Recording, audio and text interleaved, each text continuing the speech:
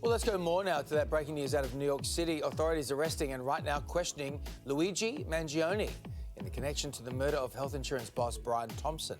So here is the New York Mayor, Eric Adams, speaking on this breakthrough just a few moments ago. He matches the description of the identification we've been looking for. He's also in possession of several items that we believe will connect him to this incident. How did we do it? Good old-fashioned police work. The chief of detectives and the police commissioner made the decision to release as much of a photo that we had at the time.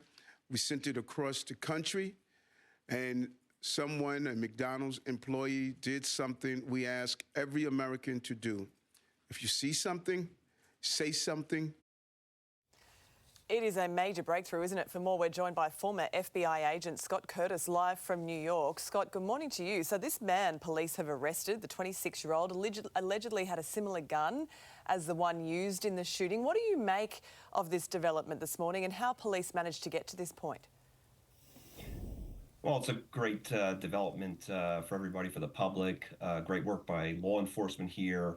Like Mayor Adams was saying there, I'd like to reiterate the fact that even in today's age of modern technology and artificial intelligence, that, you know, the best way for investigators to narrow their focus in any investigation is to seek the public's help, engage the public, to be transparent with the public as best as possible based on the circumstances there, to get information and tips from the public there.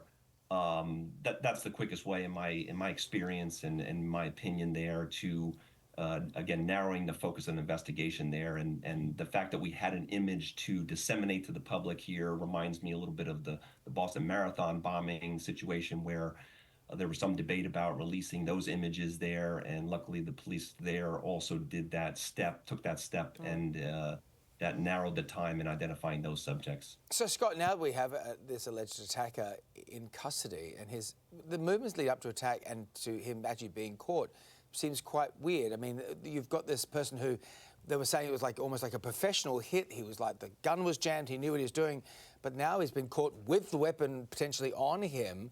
It seems very like, you know, is this a professional? Is this a pro? Is this someone who just did it? It's throwing more stuff up than it has answers, doesn't it? More questions than answers.